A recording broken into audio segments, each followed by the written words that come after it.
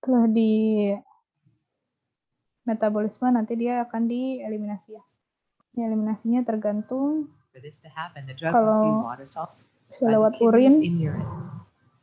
For this to happen, the drug must be water soluble. Tadi salah satu contoh, organnya kidney kan ya, ginjal. Itu kurang lebih prosesnya, kalian nanti belajar lebih lengkapnya di biofarmasi ya, tentang nasib obat dalam tubuhnya. Oke, nah tablet desain. Jadi sebelum kita menentukan tablet seperti apa yang akan kita buat, kita perlu perhatikan beberapa hal. Pertama, size of dose-nya, jadi kuantitas dari zat aktifnya. Kalau zat aktifnya kecil, berarti kita butuh diluent. Butuh diluennya berapa banyak. Kemudian stabilitas zat aktifnya, misalnya zat aktifnya terhadap cahaya, berarti nanti proses pembuatannya seperti apa, kemudian bahan kemasnya seperti apa, dan lainnya. Ini bisa kalian baca sendiri, harusnya cukup jelas. Dan juga metode granulasi ya. Sekarang kita lihat proses pembuatannya. Jadi proses pembuatan proses pembuatan tablet itu ada 3. Ada yang granulasi basah, ada yang granulasi kering, dan ada juga yang kempal langsung. Nah, kalau misalnya tabletnya itu laju alirnya sudah baik, dia bisa dikempal langsung. Jadi si obat dan eksipiennya langsung di milling itu dihaluskan. Tapi kalau tidak perlu dihaluskan juga nggak apa-apa. Setelah dihaluskan, di mixing, dicampur, terus setelah dicampur, dikompresi, selesai, dicetak, selesai. Tapi untuk obat-obat yang flow-nya itu buruk, dia perlu digranulasi.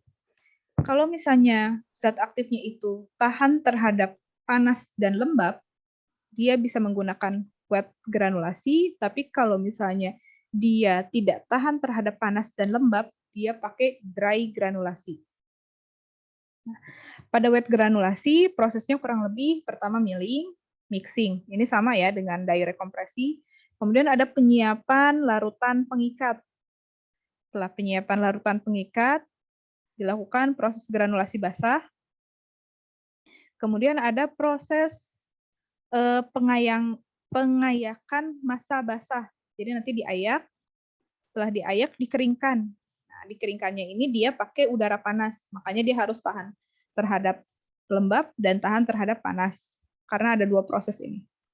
Setelah dikeringkan, dia diayak lagi, udah diayak, ditambahkan lubrikan, glidan, ataupun ekstra granular disintegran. Jadi disintegran yang ditempatkan di luar granul, di mixing lagi baru dicetak. Kalau yang dry granulasi sama milling mixing, kemudian proses granulasinya ini ada 2, ada pembentukan slag itu tablet tapi ukurannya lebih besar, ada juga pembentukan pita atau ribbon. Nah, nanti sudah terbentuk slag atau ribbon, dia di screening, diayak, udah diayak, ditambahkan lubrikan, glidan, ekstra granular, baru dicetak. Kita lihat prosesnya.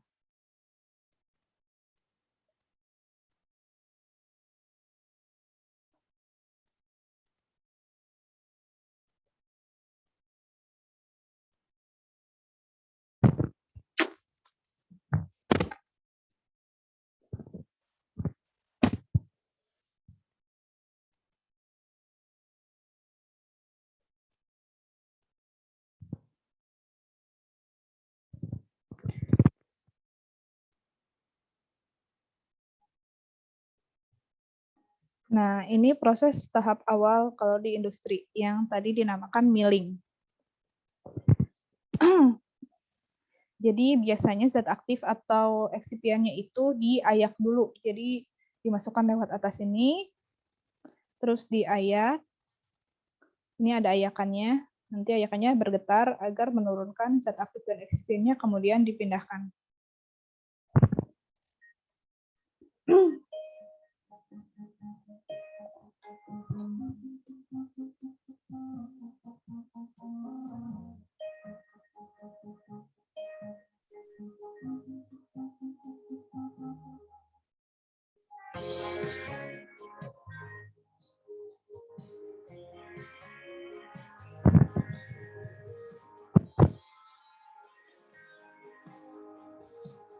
Nah, kemudian tadi hasil yang diayaknya akan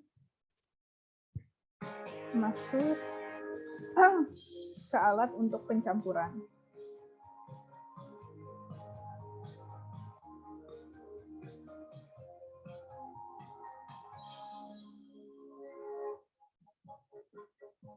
Bentar.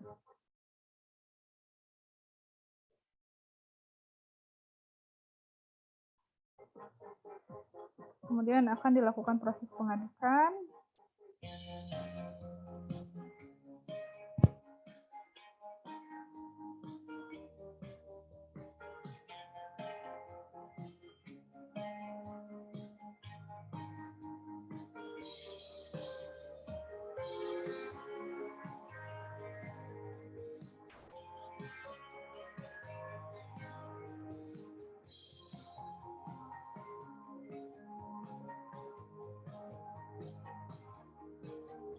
Kemudian tahap selanjutnya adalah penyiapan larutan pengikat. Jadi ini udah ada airnya di dalam.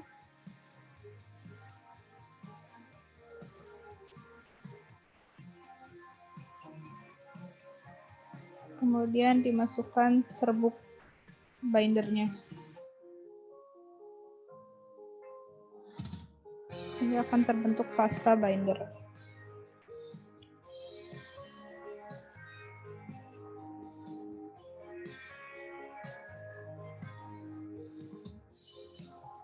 Nanti pasta bindernya di suction, pakai vakum, masuk ke wadah pengadukan yang tadi.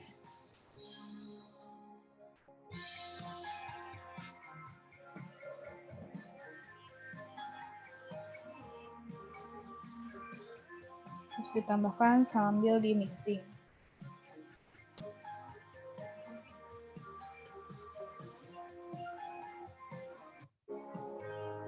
Penambahannya bisa satu lubang tadi, bisa juga seperti ini. Manifold namanya. Setelah ditambahkan, nanti akan terbentuk granul kan ya. Ini ukuran partikelnya lebih besar-besar dibanding yang sebelumnya. Kemudian kita akan lakukan ayak basah. Ayak basahnya ada di sini. Ini dia sambil berputar, sambil diayak.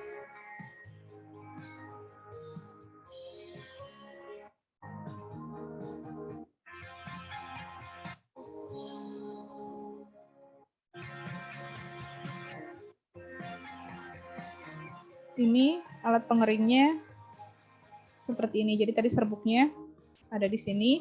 Dari bagian bawah ini akan dihembuskan udara panas. Jadi granulnya diterbangkan sambil kontak dengan udara panas. Jadi lama-lama nanti dia akan kering. Nah, serbuk yang terlalu naik ke atas nanti dia akan diturunkan ke bawah lewat back shaking. Bagian bawahnya kurang lebih seperti ini bentuknya. Ada lubang-lubangnya untuk mengeluarkan udara panas.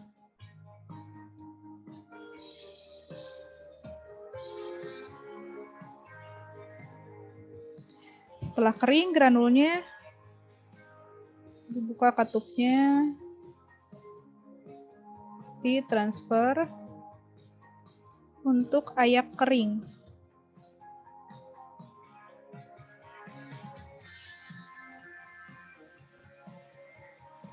Ini ya, ayak keringnya, pengayaknya.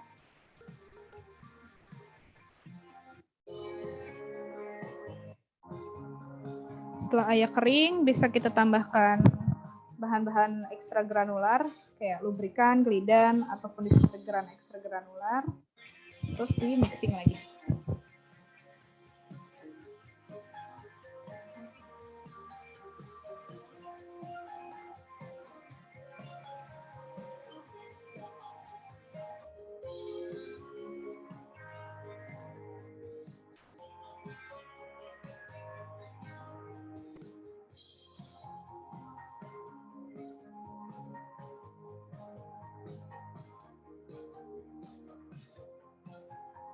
Nah, setelah di mixing baru dicetak kan ya.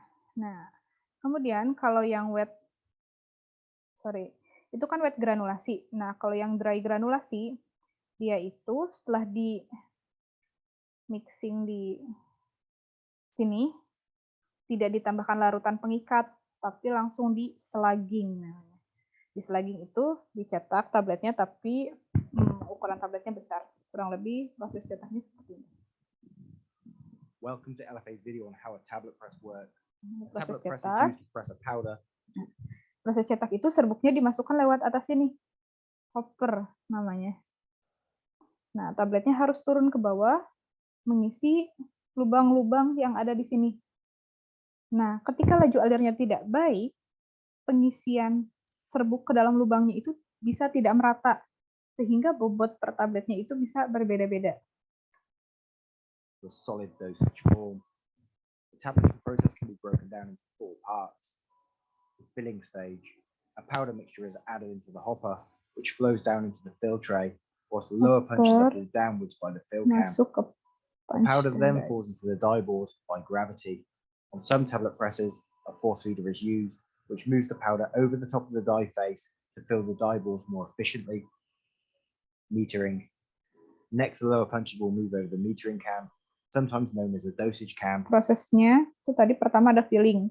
Jadi serbuk yang udah di hopper nanti dia akan mengisi lubang-lubang tempat bertemunya punch dan dice. Yang kedua metering. Metering ini maksudnya adalah untuk dosing, pengukuran bobot tabletnya, pengaturan bobot tabletnya. Ini dengan mengatur tinggi rendahnya si punch ini. Semakin rendah, berarti lubang yang terbentuk di bagian atasnya nanti kan akan semakin dalam. Ketika lubang yang terbentuk di bagian atasnya semakin dalam, berarti dia bisa menampung serbuk yang semakin banyak. Ketika serbuk yang ditampung semakin banyak, maka bobot tabletnya akan semakin tinggi. Adjustment can. This will move the lower punches upwards to remove excess powder out of the die ball. The amount of excess powder will depend on the weight you set your tablet press. The excess powder is scraped off the top of the die flat and will stay in the fill tray. The purpose of metering is to set the exact amount of powder to be formed into a tablet, ensuring your tablets are a consistent weight. Compression. The punches now move around to the compression stage. Compression itu nanti akan terjadi ketika punch dan dice bertemu. Yang bagian bawah tadi akan naik ke atas, yang bagian atas ini akan turun ke bawah. This is where both the upper Nah, ini ya lubang-lubang yang tadi diisi oleh si serbuknya. Lower punches are brought together under high pressure to form a tablet. Both the upper and lower punches move between 2 compression rollers, which bring them punch together dan and dice. compress Ini the powder. serbuknya Pressure is bertemu adjusted by the terkempak. technician, which will determine your tablet's thickness and hardness. The punches are brought closer together. Proses tadi itu menentukan kekerasan dan tebalnya tablet. The tablet will be harder and thinner. If they're further apart, the tablet will be thicker and softer. Every tablet mix is different, so your tablet press will have to be tuned to your mix. This is a process that should be Tahap ejection. terakhir adalah Once your ejection. tablet's been formed inside the die, Jadi tadi udah dicetak, tabletnya akan naik ke atas, terus nanti ada sweepernya untuk mengeluarkan tablet dari tablet cetak. Nah, setelah di slugging, nanti si tabletnya akan dihancurkan. Dihancurkannya tapi tidak sampai halus banget, jadi partikelnya tetap lebih besar dibandingkan dengan serbuk awal. Itu dinamakan proses granulasi. Kalau yang ketiga, roller compactor. Jadi namanya roller compactor ini. Nanti yang dihasilkannya ribbon, bukan slug. Jadi serbuk yang sudah dicampur tadi masuk ke sini, material container, terus di suction, masuk ke alatnya.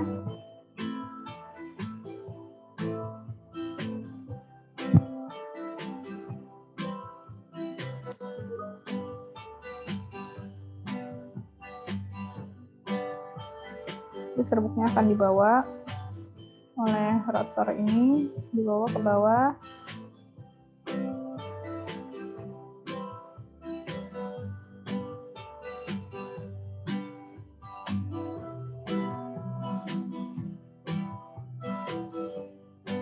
Nah, serbuknya itu nanti akan keluar di sini,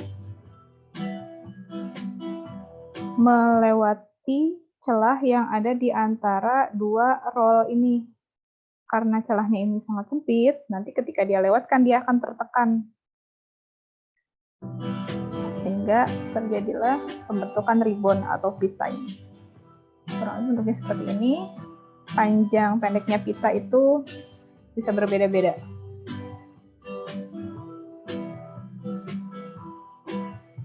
Nanti pitanya dihancurkan juga, tapi dihancurkannya tidak sampai halus banget, jadi agak kasar sehingga itulah yang dinamakan granulnya.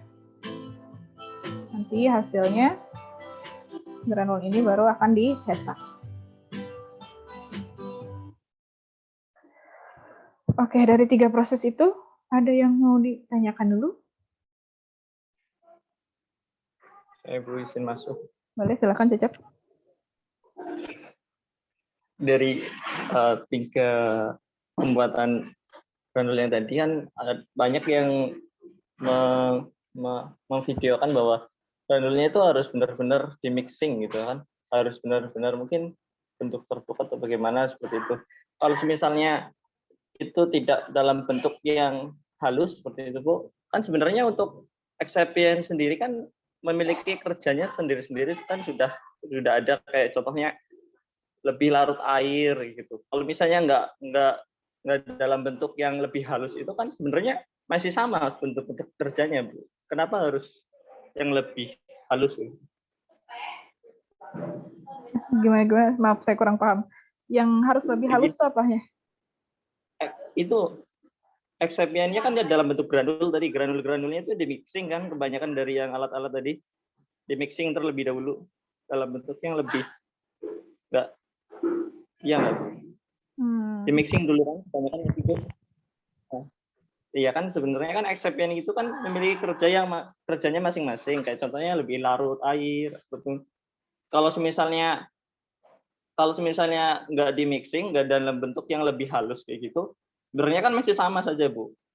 Itu tergantung dengan sifat kerjanya. Mungkin maksudnya di milling kali ya. Kalau di mixing kan bukan agar lebih halus ya, tapi agar homogen. Jadi jadi di setiap tablet itu punya proporsi yang sama zat aktifnya. Sekian persen, binder dan lain-lainnya sekian persen. Kalau di tahap awal itu di milling, diayak. Nah, itu sebenarnya fungsinya lebih ke gini.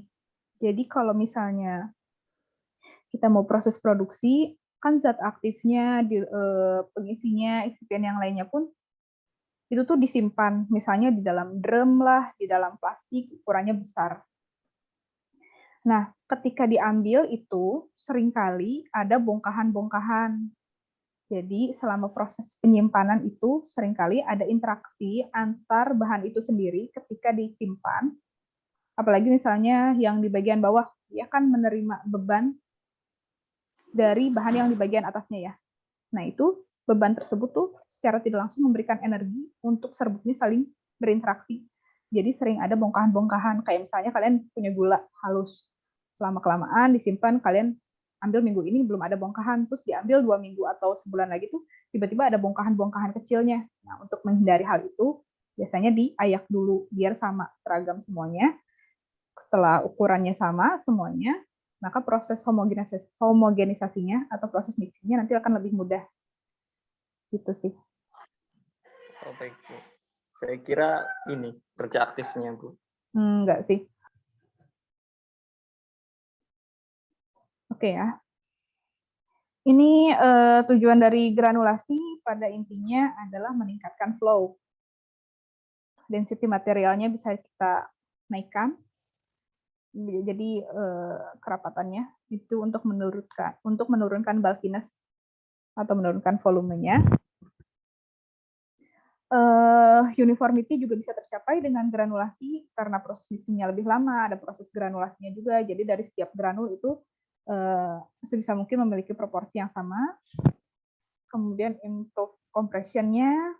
Jadi biasanya serbuk hasil kempa langsung sama serbuk hasil granulasi ketika dikempa dengan force atau gaya yang sama, dia itu lebih keras hasil granulasi. Kemudian kontrol drag release juga bisa. Jadi kan ada dari serbuk ke granul ke tablet. Nah, nanti pas lepasnya pun jadi dari tablet ke granul ke powder. Nah, drug release-nya itu bisa kita kontrol di situnya. Kemudian facilitated metering dan seterusnya. Ini kurang lebih sama. Kelebihannya, kekurangannya. Nah, kekurangan dari granulasi itu dia butuh area yang luas karena tadi alatnya banyak. Alatnya banyak, maka areanya harus luas. Kemudian dia itu butuh waktu yang cukup lama karena prosesnya tadi banyak. Adanya kemungkinan kehilangan material karena pindah-pindah alat, kemudian prosesnya juga lama, kemungkinan ketinggalan material di satu alat dan alat lainnya itu banyak, sehingga nanti bisa terjadi material loss atau kehilangan bahan. Possibility cross kontaminasi, ini karena saking banyaknya alat, kalau misalnya proses pembersihan setiap alatnya itu tidak baik, nanti bisa terjadi cross kontaminasi. Kemudian transfer problem. Nah, tadi kan ada proses penambahan binder solution, cairan pengikat. Nah, kalau misalnya cairan pengikatnya terlalu banyak, si serbuknya itu nanti bisa terlalu basah. Terlalu basah nanti bisa nempel di atau lengket di mesin mixingnya. Kemudian bisa juga memperlambat disolusi. Ini terkait karena tadi proses pecahnya harus melewati tahap granul dulu. Jadi disolusinya lebih lambat dibandingkan dengan tablet cetak langsung. Ini ada tablet layer press, tidak akan kita bahas detail, tapi kalian bisa lihat videonya di sini. Jadi intinya layer press kayak di Colgate, pokoknya yang tabletnya ada 2 lapis atau bahkan 3 lapis, itu tuh si die fillingnya sama hoppernya ada 2. Jadi bisa muternya 2 kali. Yang pertama diisi bahan yang pertama, cetak dengan kekuatan ala kadarnya, terus tambahkan lagi serbuk yang kedua, baru dicetak sepenuhnya. Kurang lebih seperti itu prosesnya. Kalian bisa lihat di sini. Sekarang kita masuk ke evaluasinya. Jadi evaluasi untuk tablet itu ada 3 kan ya, ada fisik, kimia, sama biologi. Nah, yang kemarin kan kita sudah pernah bahas evaluasi untuk serbuk dan granul ya. Nah, ketika kita akan membuat tablet, evaluasi serbuk dan granul itu tetap kita lakukan, tapi sebagai evaluasi IPC namanya, in process control, atau evaluasi barang setengah jadi. Nah, sedangkan evaluasi tablet ini adalah sebagai evaluasi sediaan akhirnya. Evaluasi sediaan akhirnya yang pertama ada organoleptik. Organoleptik warna, bau, rasa. Sebagai identitas dari sediaan tersebut, harus sesuai dengan spesifikasi, warnanya harus homogen, baunya, dan rasanya harus dapat diterima. Misalnya, warnanya kuning, tapi tiba-tiba rasanya anggur, gitu kan aneh ya, tablet. Jadi harus match. Kemudian keseragaman ukuran. Keseragaman ukuran tablet itu kita ukurnya tebal dan diameternya. Pengukurannya menggunakan jangka sorong, syaratnya diameter tablet itu harus kurang dari 3 kali tinggi tablet dan harus lebih dari 1/3 tinggi tablet. Kekerasan tablet, mengukurnya menggunakan hardness tester. Fungsi evaluasinya adalah untuk melihat ketahanan tablet pada proses transfer, misalnya dari mesin cetak mau ditransfer ke ruang kemas, kemudian pada saat proses pengemasan itu sendiri, dan pada saat proses distribusinya. Ada yang coret-coret. Oke.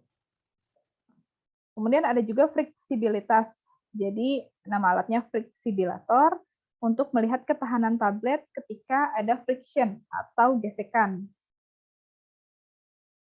Untuk tablet dengan bobot kurang dari sama dengan 650 mg, ambil sejumlah tablet setara dengan 6,5 gram.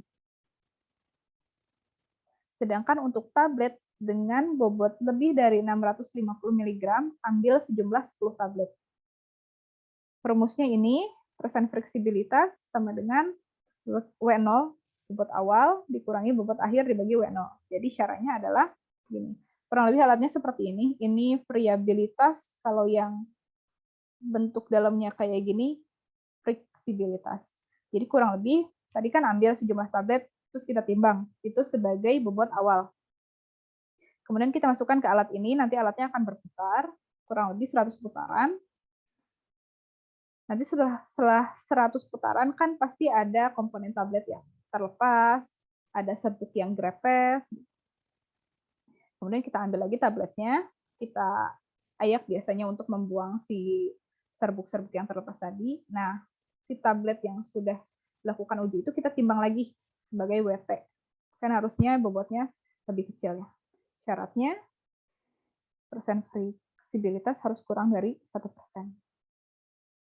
Ini alat fleksibilitas, ini alat friabilitas. Ini alat untuk menguji kekerasan tablet. Jadi tabletnya kurang lebih nanti disimpan di sini. Nanti dia akan mundur. Mundur ketika tabletnya terhimpit antara dua besi ini akan pecah. Nah, kekuatan yang dibutuhkan untuk memecahkan tablet tersebut dihitung sebagai kekerasan tablet. Kemudian ini ada alat waktu hancur. Waktu hancur di nanti terakhir. Kurang lebih alatnya kayak gini dulu. Yang friabilitas, alatnya tadi kan sama ya, kayak fleksibilitas, cuman beda di sininya. Gunanya adalah untuk melihat ketahanan tablet ketika dia dijatuhkan dari ketinggian tertentu, dan juga sebagai suatu pertimbangan ketika dia akan di-coating atau disalut. Jadi di mesin coating itu nanti kan si tabletnya bisa jatuh dari ketinggian tertentu ataupun bertabrakan dengan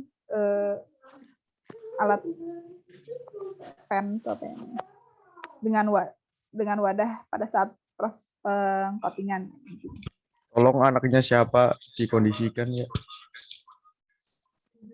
Nama alatnya, udah deh. Alatnya friabilator. Jumlah sampelnya sama, rumusnya juga sama. Kemudian ada uji keseragaman kandungan. Jadi dua ini tuh adalah untuk mengukur homogenitas. Ada uji keseragaman kandungan dan uji keseragaman bobot. Uji keseragaman kandungan itu kita lakukan untuk sediaan yang mengandung zat aktif kurang dari 20. Silahkan.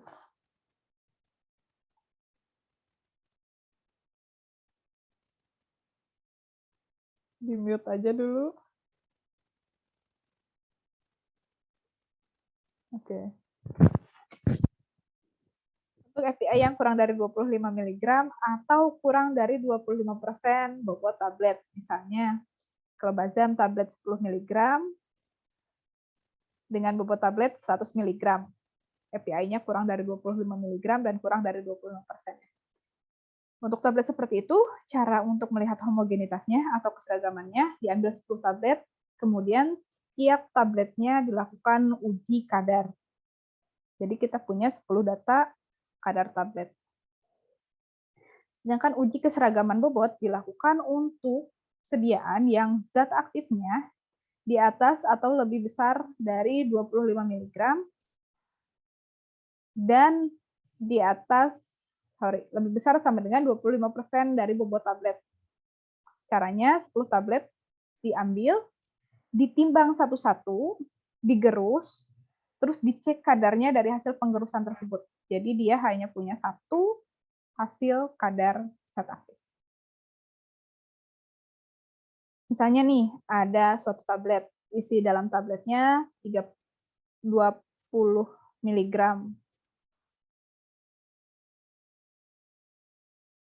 20 mg, tapi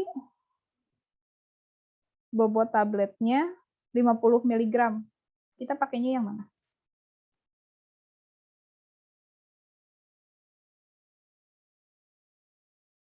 Uji keseragaman kandungan atau uji keseragaman bobot? Zat aktifnya 20 mg dan bobot tabletnya 50 mg. Ada yang mau jawab?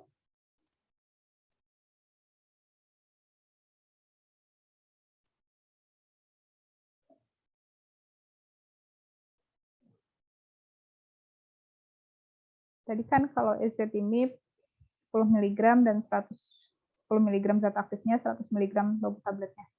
Berarti dia kurang dari 25 mg dan juga kurang dari 25%. Berarti pakainya uji keseragaman kandungan, uji keseragaman bobotnya tidak perlu dilakukan. Sekarang kalau ada tablet, zat aktifnya 20 mg, tapi bobot tabletnya 50 mg. Kita pakainya keseragaman kandungan atau keseragaman bobot? Silahkan, ada yang menjawab. Kawan bobot Bu Apa? Putriana.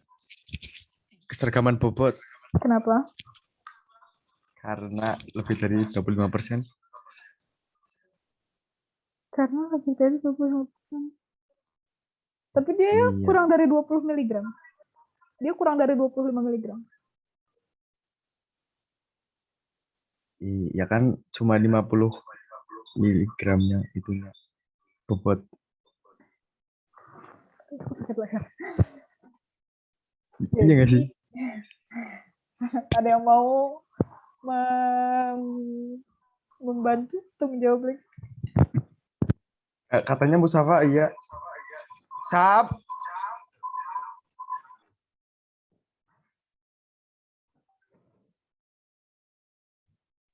Osi.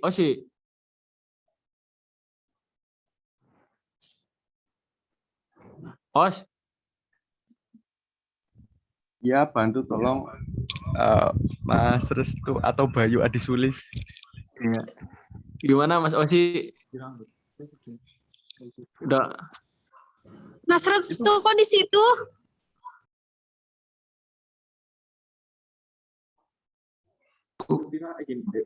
Mas Restu pindah kelas. Silakan, udah mau jawab.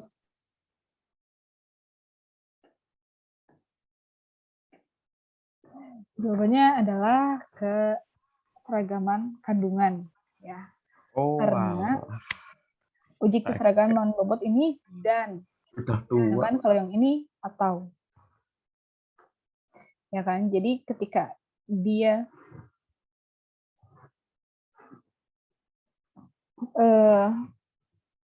lebih dari 25 mg dan lebih dari 25% baru keseragaman bobot. Tapi ketika dia hanya memenuhi salah satu syarat ini, misalnya kurang dari 20 mg aja atau kurang dari 25% aja, dia langsung bisa digunakan keseragaman kandungan.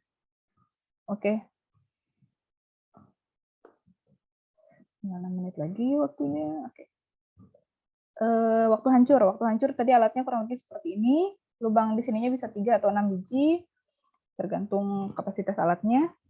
Pengukuran tabletnya bisa 6 atau 3, bisa dengan atau tanpa cakram. Tergantung dari monograf sediaan tersebut. Pelarutnya bisa WFI ataupun pelarut lain, yang penting suhunya suhu tubuh. Intinya sesuai dengan monograf, kemudian uji disolusi yang terakhir. Uji disolusi ini juga sama, tergantung dari monograf. Biasanya sediaan-sediaan yang perlu dilakukan uji menggunakan uji disolusi adalah adalah sediaan yang memiliki syarat bioekivalensi. Syarat uji disolusi itu ada 3. Tahap pertama, S1, itu jumlah yang diuji sebanyak 6 tablet. Dia dilakukan uji disolusi, kemudian hasilnya itu tidak kurang dari Ki plus 5. Misalnya syarat dari monografnya Ki 30-75%. Artinya dalam waktu 30 menit dia harus terdisolusi minimal 75%. Maka syarat S1-nya, dari 6 tablet yang diujikan disolusi, tidak ada satupun yang nilai disolusi pada T30 menitnya itu kurang dari 75 plus 5. Kalau misalnya ada yang kurang dari itu bagaimana? Kita tambahkan lagi 6 tablet.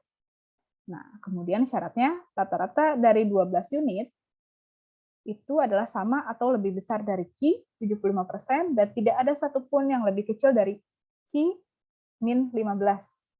Jadi tidak ada satupun yang kurang dari 60%, 75 kurang 15. Kalau misalnya ada yang kurang dari 60%, bagaimana? Ditambah lagi 12 pieces tablet, sehingga nanti syaratnya 24 unit sama atau lebih besar dari Ki, tidak lebih dari 2 unit kurang dari Ki min 15, dan tidak ada satupun lebih kecil dari Ki min 25. Evaluasi lainnya ada kimia dan biologi. Untuk kimia ini sebenarnya, untuk kimia dan biologi ini tidak khusus untuk tablet ya, jadi tergantung zat aktifnya aja.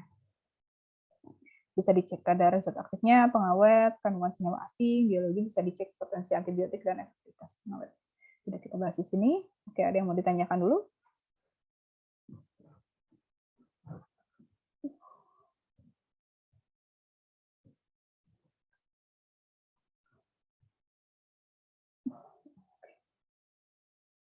Filternya.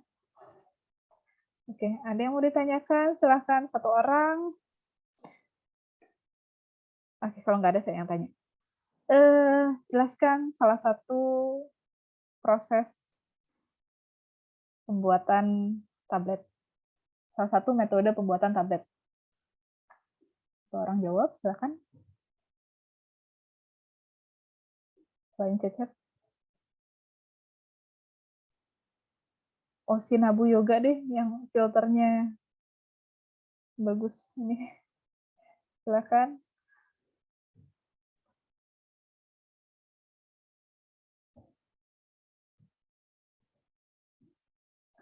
Salah satu cara pembuatan tablet.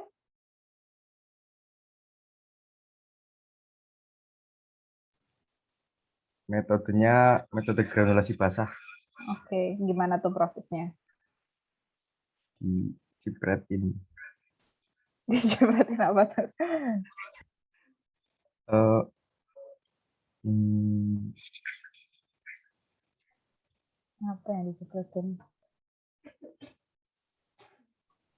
Atau untuk serbuk yang seperti apa sih yang bisa digunakan granulasi basah?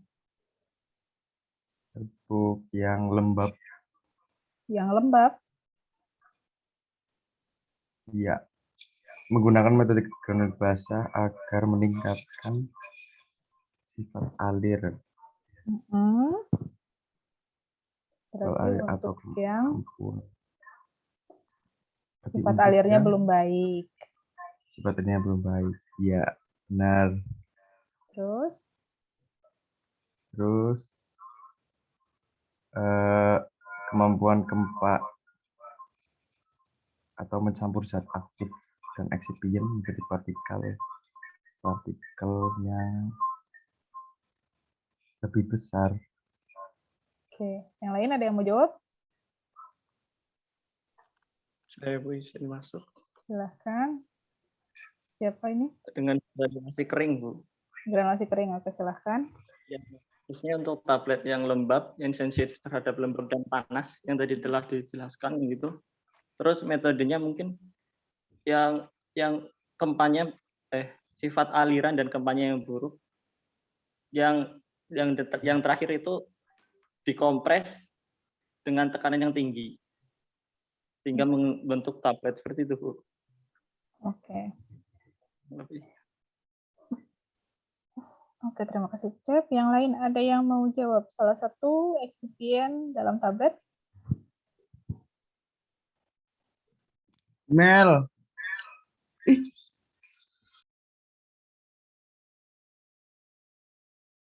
Rahmanisa hadir?